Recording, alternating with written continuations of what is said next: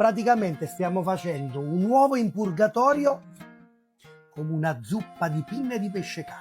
Ingredienti: pomodoro San Marzano, acqua, scorza di parmigiano, cipolla, basilico, parmigiano grattugiato e ovviamente uovo.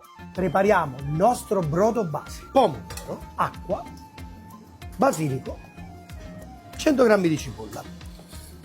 Ci vediamo tra un'oretta. Brodo è finito, l'abbiamo filtrato e adesso in pentola prepariamo le uova, una macinatina di pepe, una pizzicata di sale, una leggera battuta. Appena bolle, subito col basilico. Lasciamolo a pezzettoni, spegniamo, croste di parmigiano. Appena il brodo si ferma, l'uovo. Praticamente l'uovo in purgatorio, si è fatto una passeggiata in Cina, è diventato una zuppa di pinne di pesce cane. Aggiungiamo il pomodoro cotto, un bel giro d'olio d'oliva di quello buono e un'altra bella macinatina di pepe. Che facciamo? Andiamo a impiattare? Mettiamo sotto un po' di crostini di pane fatti come si deve, la nostra zuppa per gli ultimi giorni un po' freddi che ci stiamo affrontando.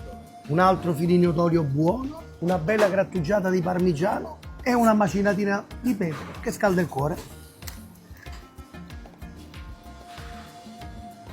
Oh mamma mia! Buona zuppa di pinne di pesce cane in purgatorio. Fate i bravi. Oh, ma la vogliamo fare un pochettino più cinese?